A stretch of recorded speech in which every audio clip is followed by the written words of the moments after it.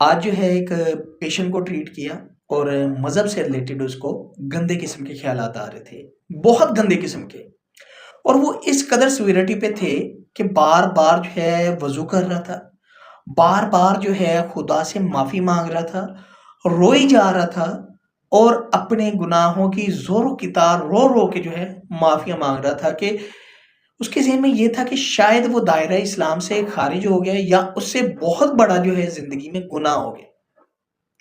پہلی بات یہ کہ جن لوگوں کو جو ہے مذہب سے ریلیٹڈ گندے قسم کے خیالات آتے ہیں وہ ایک ذہنی بیماری کا حصہ ہے۔ دوسری بات یہ کہ ان خیالات کے آنے کی وجہ سے آپ دائرہ اسلام سے خارج نہیں ہوتے۔ تیسری بات یہ کہ یہ ایک ذہنی بیماری ہے اور اس کا علاج ممکن ہے۔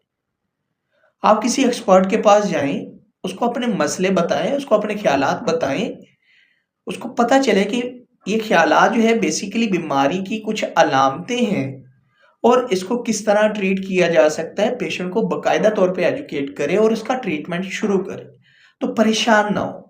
آپ اکیلے اس بیماری میں مبتلا نہیں ہیں، بہت سارے ایسے لوگ ہیں جو اس بیماری میں مبتلا ہیں اور بہت سارے لوگ اس بیماری سے جو ہے ریکور ہو کر ایک اچھی زندگی گزار رہے ہیں۔ تو پریشان نہ ہوں، آپ سائیکیٹرسٹ اور سائیکولوجسٹ کے پاس وزٹ کریں اور اپنا علاج کروائیں، بس اتنی سی بات ہے۔